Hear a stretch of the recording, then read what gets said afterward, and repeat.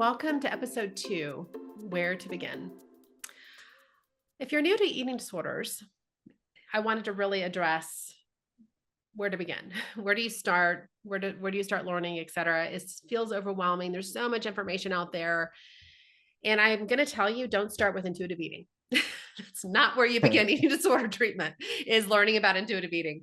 I know, there's great books out there and information, but that's not where I think that you should start. I'll just say that, and I'm sure I'll get some controversial comments on this one. I want to start with knowing what you don't know. That's the important thing of where to start at any sort of field.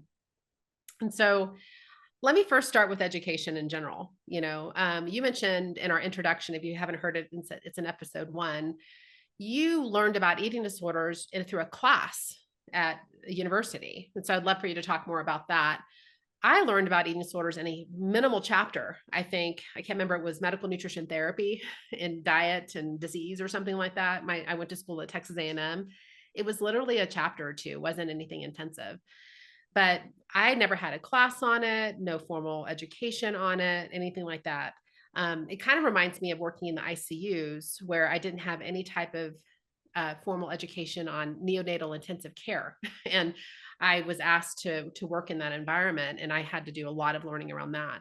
But there was very minimal about, it was more treating adults versus little infants and babies. So it reminds me a little bit of that piece. But I wanted to first start with the education piece of it and then go into the concept of the Dunning Kruger Effect. Some people may or may not know about that, but we'll have some links in the show notes for you to learn more about it.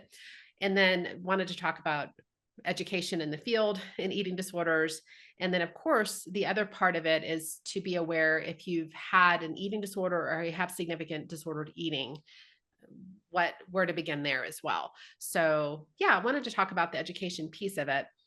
I know for me, I didn't have any kind of formal education, like I mentioned. What was your experience? Yours is a little bit different. And I think it was something that really got you interested in maybe learning more. Yeah. So when I was doing my undergrad, it was a similar experience. I had within my medical nutrition therapy, class, it was mentioned that those exist, Mhm. anorexia, and all those things. And it was never mentioned again. It was not mentioned it was not covered in my first round of dietetic internships. So I was doing my master's several years later, and one of the classes was a dedicated course on eating disorders. And while it was a really good introduction, it went over the diagnostic criteria for all the eating disorders. So I learned about the DSM-5 and things like that during that class. It also covered a little bit of the treatment and like the idea of anti-diet, and also one thing that really got me hooked is how there's so much that we are taught within the dietetics field that can actually be very harmful. So that was very eye-opening to me. For example, the idea of counting calories and, focusing on numbers and discussing a child's weight in front of the child when you're talking with the parents and all those things. So it kind of introduced that curiosity of like, so a lot of the stuff that we get taught, you know, uh, in undergrad can actually be very detrimental for someone who's struggling with an eating disorder. I remember hearing, thinking that was normal for someone to tell me like, oh, so I ate a burger with 500 calories, so I got on the elliptical and I didn't stop until I burned 500 calories. And I think in the diet field to be like, hey, Mhm. great, Mhm. offset the calories and stuff.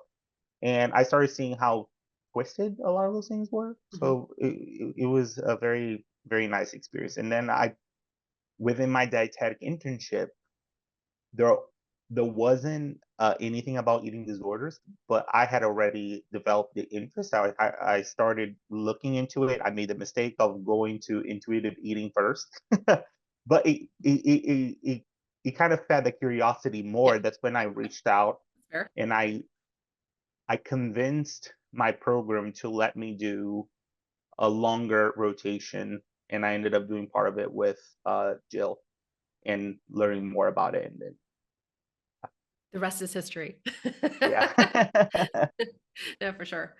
Yeah. So really, I mean, I'm just hearing obviously better education on it. I know I was originally from Houston. I'm in Colorado now, but even University of Houston has an actual course on eating disorders taught by a really well-known dietitian in Houston. So I don't know if it's still being taught or not, but I think it's at least something that gives people a great introduction to eating disorders in general, and at least the counseling piece of it around it. But such a lack of it. And like you, to your point, when I learned it was okay, calculate your diet for 3 days and look at all the nutrients and all of those things and calories and learning calories in, calories out, weight management. General disease states tend to be very particular about what to eat and what not to eat. Nothing really taught about relationship with food and body image and various things like that. I got none of that. So, and that's, I think, usually how most universities run. It's very minimal. Understandably, it's a very, if you think of the class I took, it was medical nutrition therapy. I can't remember the full title of the course, but we had so many things to learn about, from kidney to renal, same thing, renal to liver to pancreas, all the different issues that can happen and how to treat it medically. So it makes sense. And, a 1 semester course that you're not really going to have depth into one disease state, for example, maybe anorexia or bulimia, those types of things, but not even having electives, if you're interested in it, wasn't even available for sure. yeah. I don't think it was for me either. Not in undergrad, at least. No, no, for sure. And so to me, this is where eating disorders is a challenge, right? Because what I'm starting to see is a lot of people step out of their undergrad and internship. And you mentioned, you had maybe a 4 to 6, maybe 4 to 8 week rotation in my practice. I think I required 8. Can't remember exactly. But you had at least a couple of months with eating disorders only in terms of counseling and exposure work to it. But outside of that and your internship, you go right, you get your RD and you can set up shop. And so I see a lot of new clinicians coming right out of their undergraduate degree. And I think now you have to have a master's at this point if you're wanting to go forward, but it's not going to be a master's in eating disorders for sure. Yeah, So people just really don't have that knowledge base and understanding. Yet I see a lot of new clinicians starting to treat eating disorders without really having a skill set and strong knowledge base to really adequately treat. So that leads me to the Dunning Kruger effect and what that means. And there's concerns with that. And so I wanted to read the definition of the Dunning Kruger effect in essence, and then let's talk about it a little bit more. All right, so the Dunning Kruger effect is a type of cognitive bias in which people believe they are smarter and more capable than they are. Essentially, low ability people do not possess the skill needed to recognize their own incompetence. The combination of poor self awareness and low cognitive ability leads them to overestimate their abilities. All right, Mateus, what do you think hearing that definition of the Dunning Kruger effect? I it's actually one of the reasons why I wanted to get into the field and and change focus a little bit, because to me you just described the influencer culture that's on TikTok, that people maybe they did one nutrition course and they think that they are experts. They call themselves nutritionists and Mhm. all those things, and start, or maybe they did something for themselves that worked and now they are teaching other people to do the same, as if it's a one, you know, fits all type of scenario. And I think he leads to a lot of the hysteria. I don't think there's a better word to describe what's going on right now in the nutrition field than hysteria. Mhm. You pull up TikTok, you're gonna find someone demonizing anything, water, have to go through a reverse osmosis, import your water from Alaska, whatever, because there's Colorado is even better. so much fear that is instilled in people because of that ignorance, of people that are not really experts, just running their mouth about things that they don't really fully understand, Mhm. and causing a lot of harm. And I think the part that is particularly interesting is that because the Dunning Kruger effect talks about like the cognitive ability, and a lot of times I see people that are experts in other areas, that are very smart people and all those things, still being prey of that type of narrative, and like, okay, I'm a cardiologist and I'm gonna spill all this information about apples are bad for you and stuff, like. Exactly. They kind of, obviously they can read an EKG heck of a lot better than I ever could, and so, but then they give a 5-minute spiel on why you need to be vegan and avoid all red meat, and never even look at an animal again, for heart health type of thing. And so they're going into a field, obviously very intelligent individual that really doesn't understand the complexities of nutrition for sure. So that's really how eating disorders run too. And I see a lot, and it's kind of scary. And you mentioned it. There's a lot of harm that can be done when you don't have the competence and the skill level. You don't have to be an expert. You don't have to have 30 years under your belt to adequately treat someone with an eating disorder. But that's a little bit of what the training and supervision, and really what this podcast is about, is that, hey, like, you get to learn all the different topics and things like that you may not have ever thought of. And the more you feel less confident at the beginning, the better it is. So that when you do develop that skill level and you do know what you don't know, then you have that competence and confidence that you need to truly treat adequately such a complex clientele. So we'll have some links in the bio, the show notes, et cetera, to really read and know about the Dunning Kruger effect. But, again, like you mentioned, even highly intelligent individuals, and I think generally dietitians are pretty intelligent as well, really can get stuck in that, I don't know what I don't know, so let me just do what I think is right and wing it type of thing. And you really can't do that adequately in this field. So definitely wanted to bring up the Dunning Kruger effect. Another thing that I think can really interfere with eating disorder recovery is if you've had your own eating disorder and you're not fully recovered. So I know there's controversy in the field about, can you be partially recovered and still treat this population, et cetera. I have a belief system. You really need to be pretty solid in your recovery, be fully recovered, pretty much for the most part, have a great relationship with food, and, be able to have really good confidence in your own recovery so that you can support an individual that's struggling. What I oftentimes see, and have seen many times, is that when you are partially recovered, you get a client to where you are. You can't get them further. You get stuck in that place. And I also know that clients know if you have an eating disorder or you're struggling.